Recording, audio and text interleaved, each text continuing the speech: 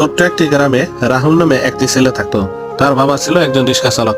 প্রতিদিন সকালে বাবা রিক্সা নিয়ে বের হতেন আর দিন শেষে ঘরে ফিরতেন ক্লান্ত শরীর নিয়ে। কিন্তু রাহুল তার বাবার পেশা নিয়ে লজ্জা বোধ করত। স্কুলে তার বন্ধুরা তার বাবার পেশা নিয়ে অপমান করত, আর রাহুল কথা শুনে মাথা নিচু করে থাকতো।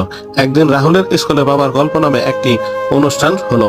সেখানে সবাই তার বাবার পেশা নিয়ে কথা বলতে শুরু করলো, কিন্তু রাহুল মঞ্চে উঠে মাথা নিচু করে দাঁড়িয়েছিল। হঠাৎ শিক্ষক তাকে ডাকলেন এবং বললেন, তোমার বাবা যা করেন সেটা তোমার কাছে হয়তো অল্প, কিন্তু তোমার বাবার কাছে ঘাম জড়ানো রক্ত বাঁচা কঠিন এক গল্প।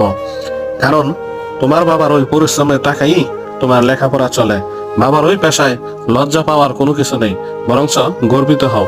শিক্ষকের ওই কথাগুলো রাহুলের মনে কঠিনভাবে গেঁথে গেল।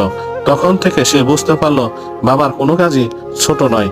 আর সেই থেকে তার বাবার প্রতি সম্মান এবং তার বাবাকে নিয়ে গর্ব